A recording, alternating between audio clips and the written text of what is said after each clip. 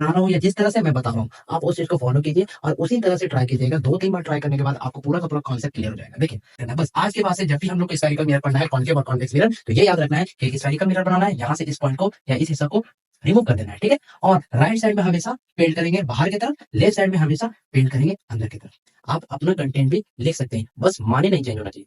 क्योंकि एग्जामिनर ये देखेगा कि आपने जो लिखा है वो कितना करेक्ट है। ये नहीं समझेगा कि आप इसका नोट्स या इस चैनल को देखकर आए। और मैं आपको लास्ट में एक पॉइंट बताऊंगा कि जहां से अगर क्वेश्चन बनेगा तो बहुत ही मजेदार क्वेश्चन है, ठीक है? अगर बनता है तो आप उसको बहुत ही आराम से कीजिएगा इस कॉन्सेप्ट से, ठीक है? कॉन्केव मिरर में फोकस कहाँ होता है? तो रिफ्लेक्टिंग सरफेस की तरफ। कॉन्वेक्स मिरर में फोकस कहाँ होता है? तो रिफ्लेक्टिंग सरफेस के अपोजिट डायरेक्शन में।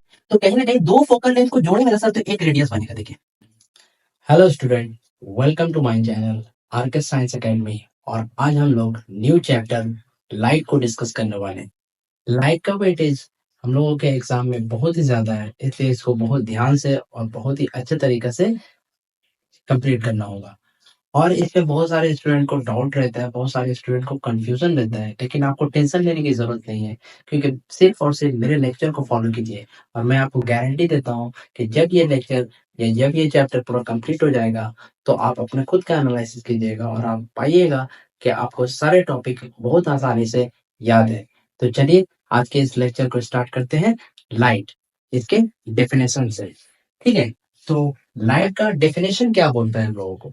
लाइट का डेफिनेशन ये बताता है कि हम लोगों को लाइट जो है वो एक तरह का एनर्जी है, जिसकी वजह से हम लोग किसी भी चीज को देख सकते हैं, ठीक है? Light is a type of energy which enable us to see an object, ठीक है? तो यहाँ पर अगर इसका डेफिनेशन का बात करेंगे तो क्या है? लाइट एक तरह का एनर्जी है जो विच enable us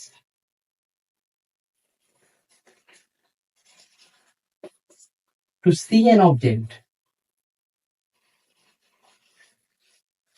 to see an object। Light क्या है? एक तरह का एनर्जी है जिसके वजह से हम लोग किसी भी चीज को देख सकते हैं, ठीक है? यही है इसका डेफिनेशन। इसके बाद आता है लाइट का फर्स्ट पार्ट, रेज,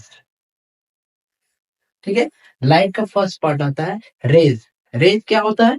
रेज होता है कि नैरो पैथ ऑफ लाइट, या फिर बोल सकते हैं कि लाइट जब ट्रेवल कर रही है तो उसका जो पाथ है, जो उसका ये रास्ता है, वो कितना छोटा है। अगर बहुत ही छोटा है या फिर देखने पे ये पता चल रहा है कि सिंगल है, तो उसको हम लोग बोल देंगे क्या? उसको हम लोग बोल देंगे रेज, ठीक है? इस तरह का डायरेक्शन के साथ दिखाते हैं, ठीक है? इस तरह का सिंगल अगर है या फिर बहुत ही छोटा है, ठीक है, उसका पाथ, तो उसको हम लोग बोल देंगे रेज। क्लियर? और इस रेज को हम लोग या फिर लाइट को जब भी दिखाएंगे तो इस तरह से एक एरो के साथ दिखाएंगे। इसका मतलब ये होता है ना कि जो लाइट है वो किस डायरेक्शन में ट्रेवल कर रही है, ठीक है? तो ये एरो बहुत ही ज्यादा इंपॉर्टेंट है, ठीक है? इसके बाद आता है बीम्स, रेज, उसके बाद आता है बीम्स। बीम्स क्या होता है? बीम्स बीम्स जो है बहुत ही सिंपल है। ये जो रेज बन रहा है ना, ये मल्टीपल रेज अगर हो, मल्टीपल रेज जब होगा तो उसे हम लोग कहेंगे बीम्स। इस तरह से मल्टीपल रेज एक साथ ट्रेवल कर रहा है तो उसको हम लोग क्या बोलेंगे? बीम्स, ठीक है? Multiple raise.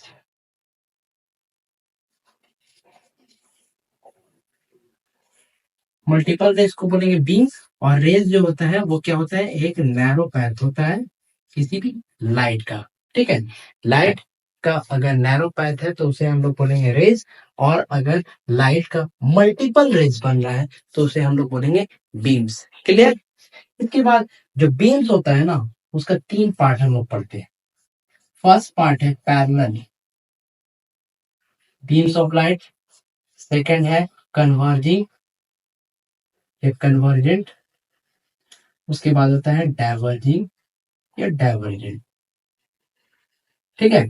Parallel beam of light, converging beam of light, diverging beam of light, ठीक है? तो पैरेलल बीम ऑफ लाइट क्या होगा? पैरेलल वर्ड से या फिर पैरेलल लाइंस जो होता है हम लोग को अच्छे से पता है कि वो लाइन जो कभी भी आपस में मीट नहीं करेगा। ठीक इसी तरह जो लाइट रेस होगा या लाइट का जो बीम्स होगा वो कभी भी आपस में मीट नहीं करेगा। जब मीट नहीं करेगा तो उस तरह को क्या बोलेंगे हम लोग? Parallel beams of light. Never meet, never meet, कभी भी मिलेगा नहीं। तो उस तरह का लाइट रेस को हम लोग बोलेंगे या बीम्स को बोलेंगे पैरेलल बीम्स ऑफ लाइट। ठीक है, इसी तरह जब कन्वर्जिंग का बात करते हैं तो कन्वर्जिंग का मतलब होता है सिकुड़ना या फिर किसी एक पॉइंट पर आकर मिलना। इसका मतलब ये हुआ जो कन्वर्जिंग बीम्स होगा या कन्वर्जिंग रेज जो होगा वो क्या होगा कि एक पॉइंट पर आकर मिल रहा होगा। तो एक पॉइंट बनाते हैं और इस पॉइंट पे जितना भी रेज है वो आकर क्या होगा, मिलेगा। ठीक है, इस तरह से जब एक पॉइंट पर बहुत सारा रेज आकर मिलती है ना तो उसे हम लोग क्या बोलते हैं, कन्वर्जिंग बीम ऑफ लाइट। और इसका जो डायरेक्शन होगा वो इनवर्ड होगा या फिर बोल सकते हैं कि पॉइंट की तरफ होगा, इनवर्ड डायरेक्शन।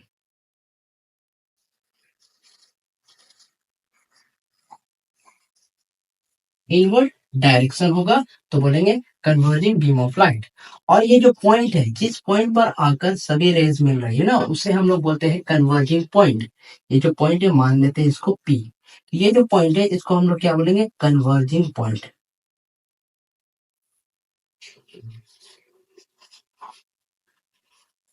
ठीक है, ठीक इसी तरह डाइवर्जिंग जो होगा इसका जस्ट अपोजिट। यहाँ पर क्या हो रहा था कि एक पॉइंट पर आकर सभी रेज मिल रहा था ना, यहाँ पर क्या होगा कि एक पॉइंट से सभी रेज फैलेगा। ठीक है, बहुत सारे डायरेक्शन में फैलेगा। तो उस तरह का रेज को हम लोग क्या, उस तरह का बीम्स को हम लोग क्या बोलेंगे, डाइवर्जिंग बीम ऑफ लाइट। इस पॉइंट से क्या होगा, हर डायरेक्शन में लाइट रेज जो है वो फैलेगी। ठीक है,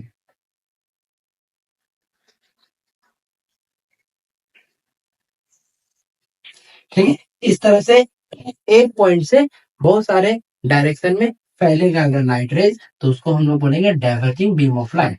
ठीक है, इसका जो डायरेक्शन होगा वो होगा आउटवर्ड, आउटवर्ड डायरेक्शन। और इस पॉइंट को ठीक इसी तरह जिस तरह इसके हम लोग कन्वर्जिंग पॉइंट बोले थे इसमें हम लोग क्या बोलेंगे, डाइवर्जिंग पॉइंट।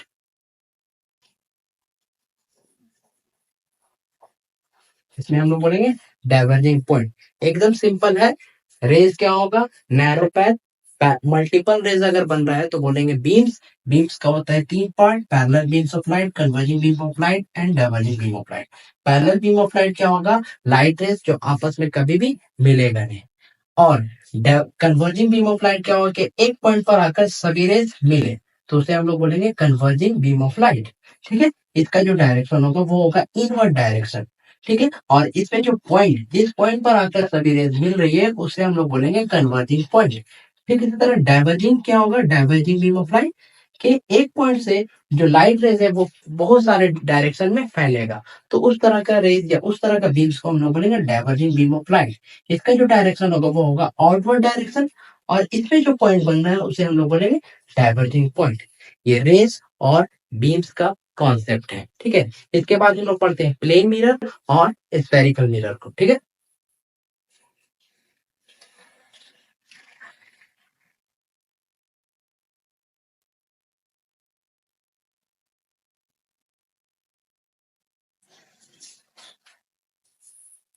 आप मेरे लेक्चर को फॉलो कीजिए, मैं आपको गारंटी देता हूँ कि आप एक बार पढ़ के तो देखिए।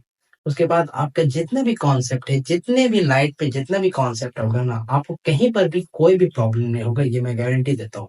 बस आप एकदम प्रेजेंस ऑफ माइंड यहाँ पर रहना चाहिए आपका। ठीक है, फोकस कीजिए कि किस तरह से क्या क्या कॉन्सेप्ट निकल रहा है और हर एक कॉन्सेप्ट किसी आने वाले कॉन्सेप्ट के साथ जुड़ा हुआ है। ठीक है, इसलिए आप फोकस करके देखना है। ठीक है, इसके बाद हम लोग बात करते हैं प्लेन मिरर।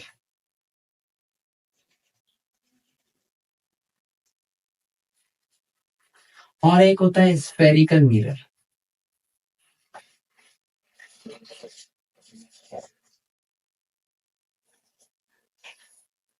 प्लेन मिरर और स्फेरिकल मिरर एकदम सिंपल कॉन्सेप्ट है कि जिस मिरर का सरफेस प्लेन हो उसे हम लोग बोलते हैं प्लेन मिरर।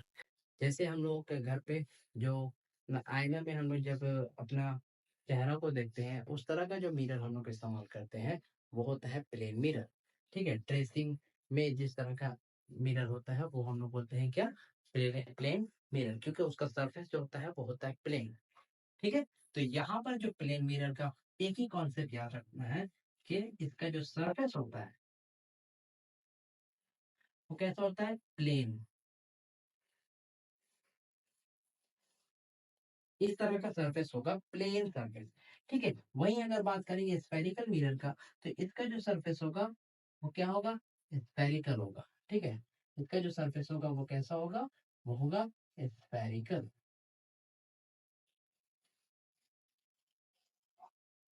स्फेरिकल सरफेस होगा।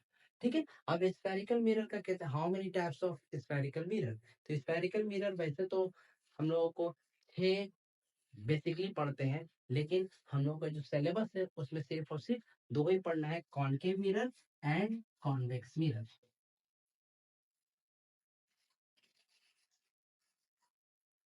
कॉनकेव मिरर और सेकेंड होगा कॉन्वेक्स मिरर। ठीक है, कॉनकेव मिरर और कॉन्वेक्स मिरर। ये कॉनकेव मिरर क्या होता है, कॉन्वेक्स मिरर क्या होता है, और इसका क्या ज्योमेट्रिकल पॉइंट्स होते हैं, वो सारे को हम लोग अभी डिस्कस करने वाले हैं। तो चलिए इस चीज को भी डिस्कस करते हैं।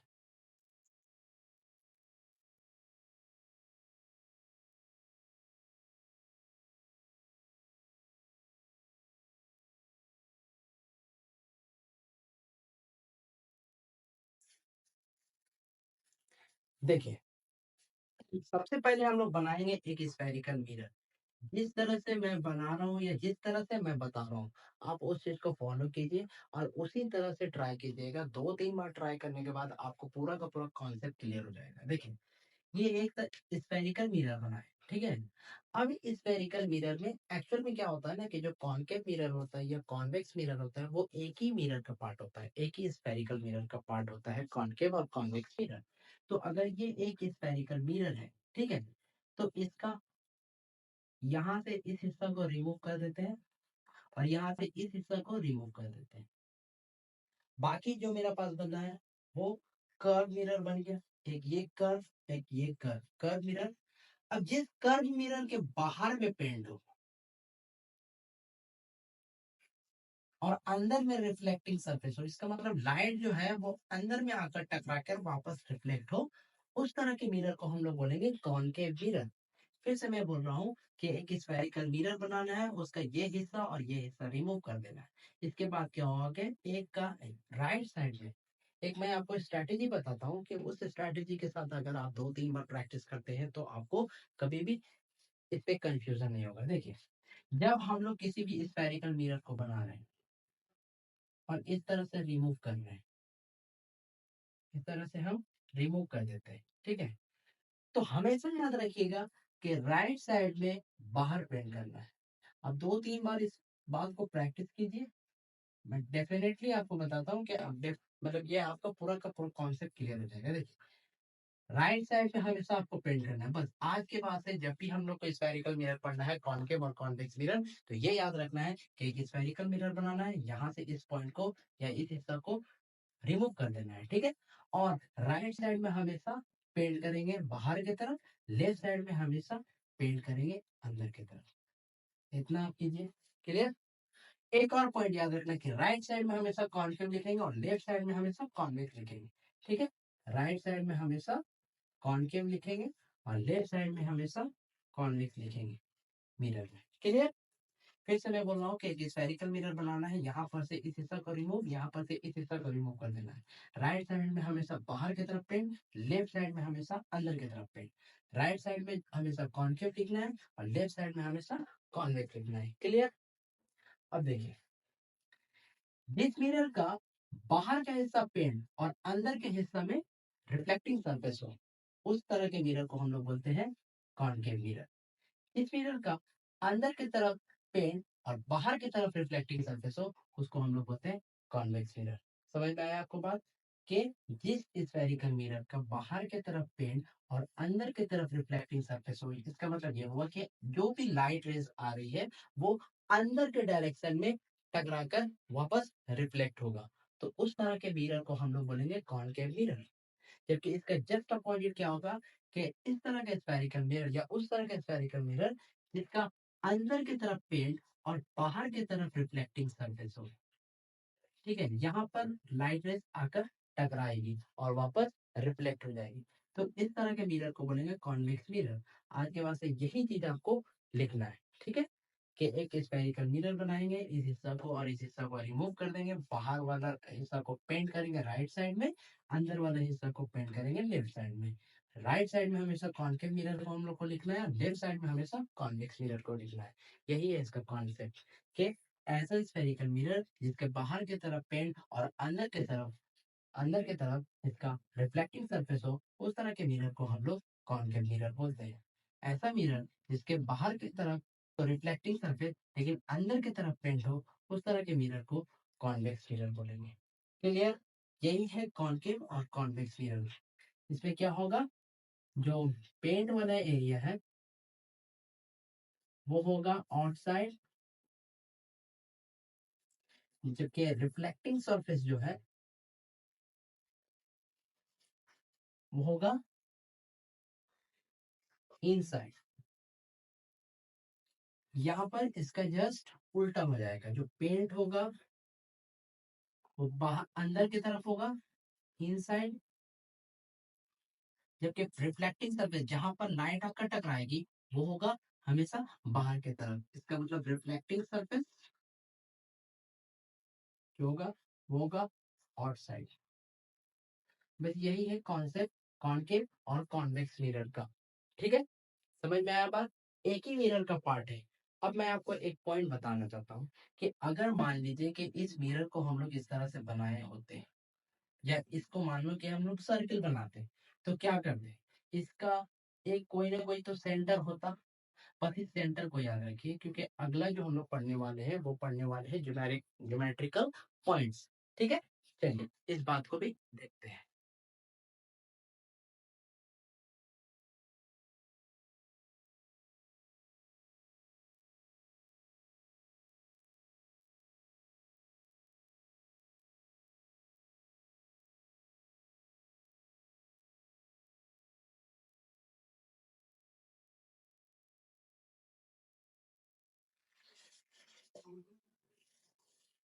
देखिए ज्योमेट्रिकल पॉइंट्स, ठीक है, ज्योमेट्रिकल पॉइंट्स को डिस्कस करते हैं।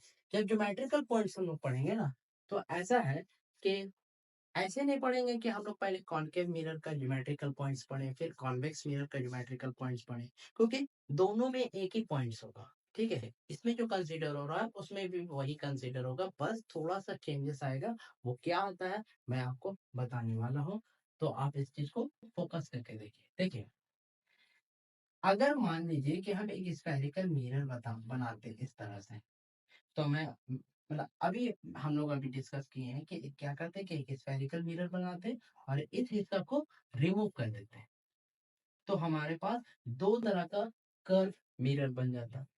एक का राइट साइड में पेंट कर देते या फिर बाहर की तरफ, और अंदर की तरफ रिफ्लेक्टिंग सरफेस होता। एक का अंदर की तरफ पेंट कर देते और बाहर की तरफ रिफ्लेक्टिंग सरफेस होता। यही करते हैं। तो बस यही चीज को यहाँ पर देखिए, ठीक है। अब क्या कर रहे हैं ना कि इस मिरर को जो बनाए हम, और इस हिस्सा को जब हम लोग रिमूव कर दिए, तो एक ये मिरर और एक ये मिरर निकल के आ गया, जो जिसको हम लोग एक को बोल रहे हैं कॉनकेव और एक को बोलते हैं कॉन्वेक्स, है ना। यहाँ तक तो हम लोग को पता है। अब क्या करते हैं कि इस मिरर को उठा के हम यहाँ रखते हैं और इस मिरर को उठा के हम यहाँ, बस क्लियर।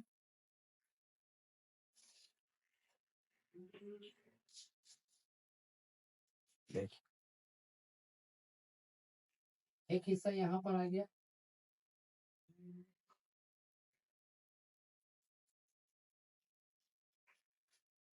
एक हिस्सा यहाँ पर आ गया,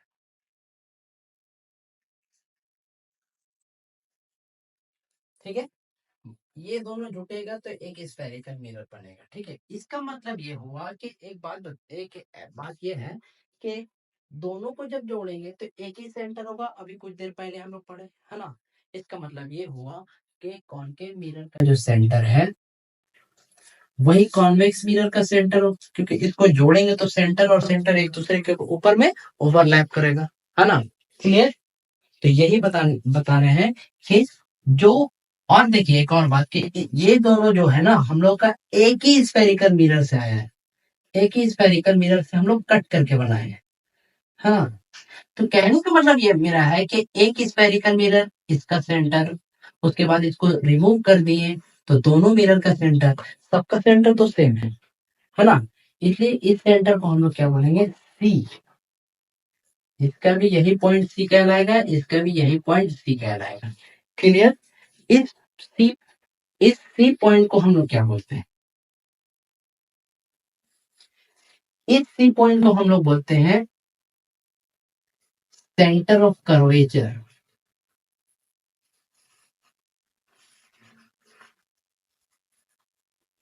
सेंटर ऑफ कर्वेचर, ठीक है, सेंटर ऑफ कर्वेचर बोलते हैं। सेंटर ऑफ कर्वेचर क्या है? पहले ये सेंटर किसका था? स्फेरिकल मिरर का, इसलिए इसको हम लोग बोलेंगे centre of spherical mirror is also the center of concave और convex mirror। जो सेंटर स्फेरिकल मिरर का होता है वही कहलाता है सेंटर ऑफ कर्वेचर किसका? कॉनकेव मिरर का और कॉन्वेक्स मिरर का। क्लियर? ये है सेंटर ऑफ कर्वेचर। इसके बाद नेक्स्ट पॉइंट आता है पोल। नेक्स्ट पॉइंट आता है यहाँ पर पोल। क्लियर? पोल क्या होगा? देखिए, पोल कहीं ना कहीं हम जो पॉइंट को पोल बोल रहे हैं वो कहीं ना कहीं इस स्फेरिकल मिरर, ये या फिर ये जो कॉनकेव मिरर या ये फिर कॉन्वेक्स मिरर जो है वो दोनों का मिड पॉइंट है ना? ये कॉनकेव मिरर, ये कॉन्वेक्स मिरर, दोनों का मिड पॉइंट पे हम पी को डिनोट करेंगे।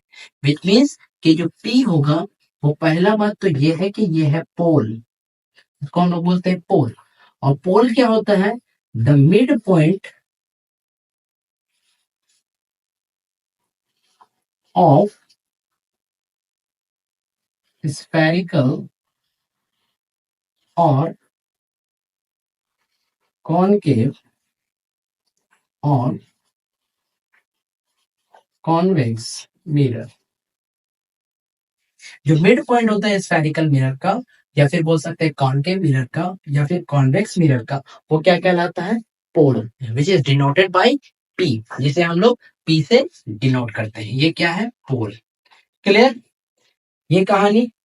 अब देखिए, ये यहां से सेंटर से पोल को अगर हम लोग मिला देते हैं, यहाँ सेंटर से पोल को अगर हम लोग मिला देते हैं, ठीक है, तो कहीं ना कहीं अगर मान लीजिए कि पूरा का पूरा हम स्फेयर बनाते या पूरा का पूरा हम सर्कल बनाते, तो क्या करते?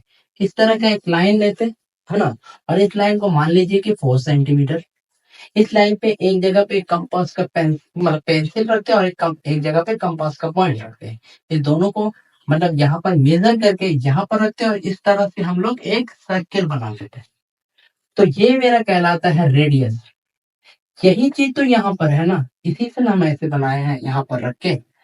तो ये भी तो मेरा कहलाएगा रेडियस, ये भी तो मेरा कहलाएगा रेडियस, क्योंकि यहाँ पर रख के इस तरह से बनाते हैं, यहाँ पर से रख के इस तरह से बनाते हैं। क्योंकि ये दोनों एक ही स्फेयर का है तो दोनों का रेडियस तो सेम होगा ना, क्योंकि दोनों का रेडियस यहाँ पर सेम होगा। ठीक है? और ये जो रेडियस है, ये जो रेडियस है मेरा, वो किसका है? कर्व सरफेस का। ये जो रेडियस है मेरा, वो किसका है? कर्व सरफेस का।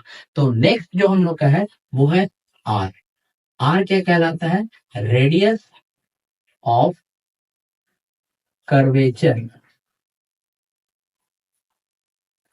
रेडियस ऑफ कर्वेचर क्या है? खुद देखकर समझिए कि सेंटर और पोल के बीच का दूरी है सर, या फिर वो लाइन जो सेंटर और पोल को मिलाती है सर। क्लियर?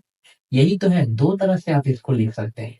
ठीक है? एक बात देखिए कि ऐसा नहीं है कि आप बुक को ही फॉलो कीजिए, या फिर मतलब कहने का है कि बुक का जो वर्ड है उसी वर्ड को याद कीजिए। आप अपना कंटेंट भी लिख सकते हैं, बस माने नहीं चेंज होना चाहिए। विच मीन्स ये है कि 4+2 भी 6 होगा, और 5+1 भी 6 होगा। दोनों का माने सेम है कि 4+2 भी करके हम लोग 6 लाते हैं और 5+1 करके भी 6 लाते हैं। अब आपको डिसाइड करना है कि 4+2 6 लिखना है या 5+1 6 लिखना है। समझ में आ रहा है बात मैं क्या कह रहा हूँ? कि आप अपने मुताबिक उस कंटेंट को आसान बना सकते हैं। क्योंकि एग्जामिनर ये देखेगा कि आपने जो लिखा है वो कितना करेक्ट है। ये नहीं समझेगा कि आप इसका नोट्स या इस चैनल को देखकर आए। इसलिए आपको जहाँ पर सही समझ में आ रहा है वही को फॉलो कीजिए। ठीक है? तो चलिए यहाँ पर देखते हैं। तो यहाँ पर आप खुद से लिख सकते हैं कि सेंटर और पोल के बीच का जो दूरी है सर वो कहलाता है रेडियस ऑफ कर्वेचर। या फिर यूं कह सकते हैं कि सेंटर और पोल को जो लाइन मिला रही है वो कहलाएगा रेडियस ऑफ कर्वेचर। तो यहाँ पर हम लोग एक डिफिनेशन लिख देते हैं। The distance between C, C मतलब centre of curvature, and P यानी कि पोल इज कॉल्ड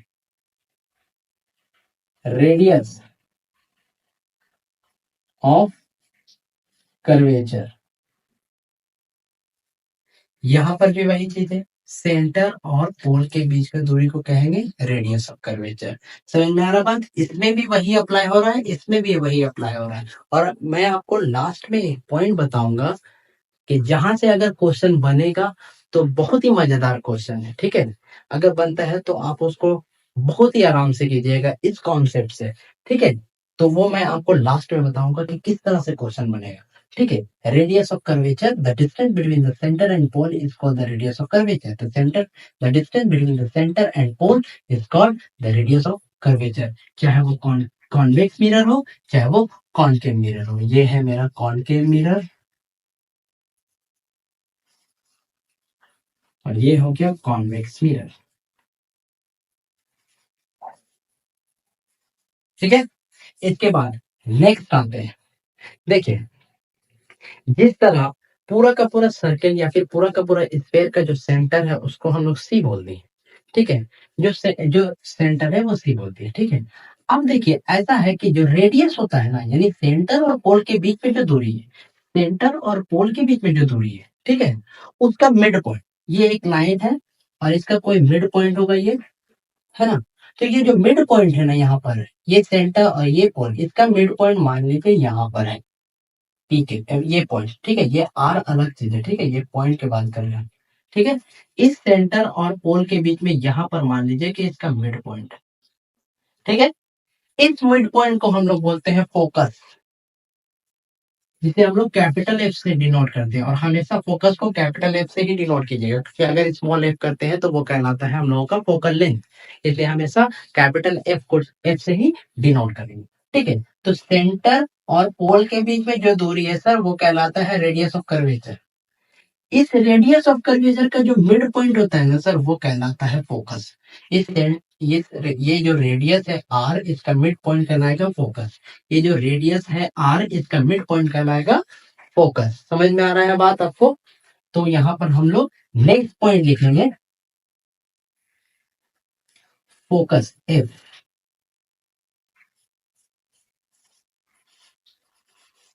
क्या होगा? The mid point of radius of curvature is called focus. ठीक है? The mid point of radius of curvature is called focus. The mid point of radius of curvature is called focus. Clear? Last point या फिर second last point हम लोग बोलते हैं small length, जो हम लोग अभी बात की है फोकल लेंथ।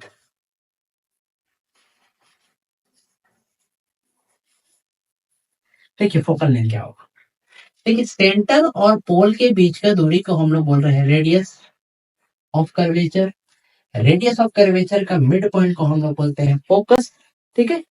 यहाँ पर भी वही बात है कि सेंटर और पोल के बीच का दूरी को हम लोग बोलेंगे radius of curvature. Radius of curvature का जो मिड पॉइंट होता है सर उसे हम लोग बोलते हैं फोकस। अब एक बात याद रखिए, ये जो फोकस है और ये जो पोल है, इसके बीच में भी तो दूरी एक बन रहा है। रेडियस, सॉरी, फोकस और पोल के बीच में भी जो एक दूरी बन रहा है, यही दूरी फोकस और पोल के बीच में जो दूरी बन रहा है, इसे ही हम लोग कहते हैं focal length, which is denoted by small F. ठीक है, स्मॉल एफ से हम लोग डिनोट करते हैं फोकल लेंथ को। और फोकल लेंथ क्या होता है कि the distance between the focus and pole, the distance between the focus and pole is called focal length. तो यहाँ पर हम लोग नेक्स्ट डिफिनेशन लिखते हैं, the distance between the focus and pole is called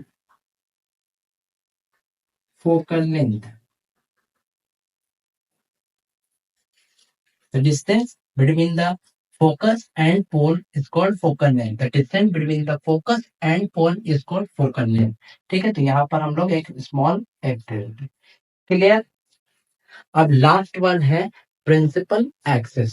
ठीक है, वो भी बहुत ही आसान है। देखिए, जो लाइन, देखिए एक लाइन हम यहाँ पर से लेते हैं इस तरह। देखो, देखिए ये लाइन जो है सेंटर ऑफ कर्वेचर से पास हुआ, फिर फोकस से पास हुआ, फिर पोल से पास होते हुए बाहर निकले। क्लियर। यहाँ पर भी वही बात होगा कि एक लाइन लिए जो सेंटर ऑफ कर्वेचर से पास हुआ, फोकस से पास हुआ और पोल से पास होते हुए निकले। ठीक है, इसी पॉइंट को X Y,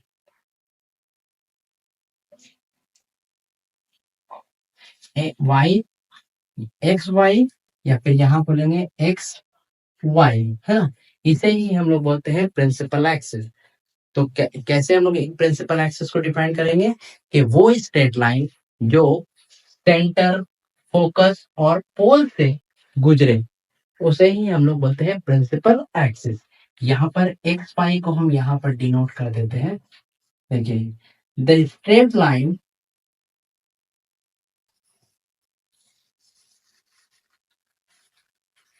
which pass through a straight line which pass through, किससे पास कर रहा है, C comma F and T, is called principal axis।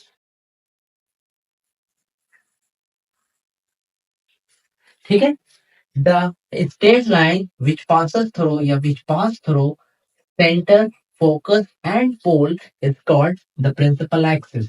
ठीक है, इतना ज्योमेट्रिकल पॉइंट्स हम लोग को पढ़ना होता है किसमें, कॉनकेव और कॉन्वेक्स मिरर में। अब मेरा बताने का मकसद क्या था कि ये दोनों को बताएं। एक तो मेरा ये मकसद था कि एक ही बार में आप दोनों को सीख जाना। दूसरा बताने का मकसद ये है ना कि देखिए सवाल कैसे बन सकता है। सवाल इसमें अगर बनेगा, मान लीजिए हम बना रहे हैं अगर सवाल, तो कैसे बनाते हैं कि ये सवाल पूछते हैं कि जो कॉनकेव मिरर होता है उसका सेंटर कहाँ पर होता है। मतलब कहने का ये है कि उसका तो जवाब क्या होगा कि हम पूछे क्या कि कॉनकेव मिरर जो होता है उसका सेंटर कहाँ पर होता है। तो इसका जवाब ये होगा कि जो कॉनकेव मिरर होता है उसका सेंटर रिफ्लेक्टिंग सरफेस की तरफ होता है ना। इधर तो पेंट है, बाहर की तरफ पेंट है। क्लियर। लेकिन इधर तो ये जो हिस्सा है यहाँ पर आकर क्या होगा, यहाँ पर लाइट रिफ्लेक्ट करेगा टकराने के बाद, है ना। तो हम लोग बोल सकते हैं कि जो सेंटर होता है ना कॉनकेव मिरर में, वो रिफ्लेक्टिंग सरफेस की तरफ होता है। लेकिन यहाँ कॉन्वेक्स मिरर में बात करें, रिफ्लेक्टिंग सरफेस तो ये है ना, जबकि पेंट अंदर की तरफ किया हुआ है। इसलिए हम लोग यहाँ पर क्या बोलेंगे, अगर कॉन्वेक्स मिरर में पूछा होता कि बताइए कि सेंटर ऑफ कर्वेचर कहाँ होता है, तो हम लोग बताते कि पेंट जिधर होता है ना सर, जिस हिस्सा में पेंट किया हुआ रहता है उस तरफ होता है। या फिर बोलेंगे कि रिफ्लेक्टिंग सरफेस का अपोजिट डायरेक्शन में सेंटर होता है। क्लियर, आपको दिख रहा है यहाँ पर भी। इसी तरह आप फोकस के बारे में भी पूछ सकता है, कॉनकेव मिरर में फोकस कहाँ होता है, तो रिफ्लेक्टिंग सरफेस की तरफ। कॉन्वेक्स मिरर में फोकस कहाँ होता है, तो रिफ्लेक्टिंग सरफेस के अपोजिट डायरेक्शन में। कॉनकेव मिरर में पूछ सकता है कि फोकल लेंथ कहाँ होता है, कॉन्वेक्स मिरर में पूछ सकता है फोकल लेंथ कहाँ होता है। सबका एक दूसरे का अपोजिट। कॉनकेव मिरर में पूछ सकता है कि रेडियस ऑफ कर्वेचर कहाँ होता है। कॉन्वेक्स मिरर में भी पूछ सकता है कि रेडियस ऑफ कर्वेचर कहाँ होता है। समझ में आ रहा है आपको बात? इसलिए मैं आपको ये दोनों एक साथ में बताने की कोशिश किया, क्योंकि आपको अच्छे से समझ में आ जाए कि कॉनकेव मिरर क्या है और कॉन्वेक्स मिरर क्या है और क्या डिफरेंसेस है इसमें। क्लियर? एक और सवाल आता है यहाँ पर। एक तो मैं मतलब इस तरह का सवाल बन सकता है, इसलिए मैंने आपको ये चीज बताया। अब क्या है कि यहाँ पर एक आप लोग सवाल देखे होंगे, कभी भी अगर आप लाइट का चैप्टर या लाइट का प्रीवियस ईयर का क्वेश्चन उठाकर देख लीजिए, वहां पर आप इस क्वेश्चन को जरूर से जरूर देखेंगे। देखिए वो क्या है, वो सवाल यहाँ से होता है कि जो रेडियस है, ठीक है, और फोकस है, इसके बीच में रिलेशन पूछता है। वो रिलेशन क्या होता है, देखिए आर बराबर 2f, ये है। और ये ऑप्शन में दिया हुआ रहेगा कि रेडियस और फोकल लेंथ के बीच में क्या रिलेशन है, और ऑप्शन में दिया हुआ रहेगा आर बराबर 2f, आर बराबर f/2, f बराबर 2r, समथिंग लाइक दैट। ठीक है, तो हम लोग इसको टैकल करते हैं। अगर जिसको भी स्ट्रक्चर ये वाला समझ में आ गया, उसको ये आर बराबर 2f भी समझ में आ गया। आपको देख के पता चल रहा है कि यहां से यहां तक का दूरी सर रेडियस कहलाता है, और यहां से यहां तक का दूरी सर स्मॉल एफ यानी फोकल लेंथ कहलाता है। और हम लोग बात किए हैं सर कि जो फोकस और मतलब सिंपल बात यही है ना कि सेंटर और पोल के बीच में रेडियस, फोकस और पोल के बीच में फोकल लेंथ, सॉरी। तो कहने का मतलब यह है कि रेडियस इतना बड़ा है, फोकस फोकल लेंथ यहां से यहां तक है, तो कहीं ना कहीं दो फोकल लेंथ को जोड़ेंगे ना सर तो एक रेडियस बनेगा। देखिए एक फोकल लेंथ, फिर यहाँ से एक फोकल लेंथ, दोनों फोकल लेंथ को जोड़ेंगे तो रेडियस इतना, मतलब ये लाइन बनेगा सर। इसलिए यहाँ पर होता है कि रेडियस बराबर जो होता है 2f होता है, मतलब f को अगर दुगना कर दे तो रेडियस निकलेगा। विच मीन्स अगर f मेरा 2 है और इसमें 2 इंटू करेंगे तो मेरा रेडियस निकलेगा। समझ में आया बात? ये सवाल बहुत बार पूछा गया है कि r बराबर 2f का कॉन्सेप्ट। ठीक है, तो यहाँ से वो सवाल पूछा गया है। आप इसी तरह मेरे लेक्चर को फॉलो कीजिए, आप कहीं पर भी नहीं फंसिएगा। और अगर आप कहीं पर भी किसी जगह पे भी आपको डाउट होता है ना, तो आप प्लीज कमेंट कीजिए। मैं उस क्वेश्चन को जरूर अपने नेक्स्ट वीडियो में या फिर नेक्स्ट लेक्चर में उस सारे चीज को अच्छे से सॉल्व करने की कोशिश करूंगा। तो चलिए आज का वीडियो यहीं तक रखते हैं। Thank you so much.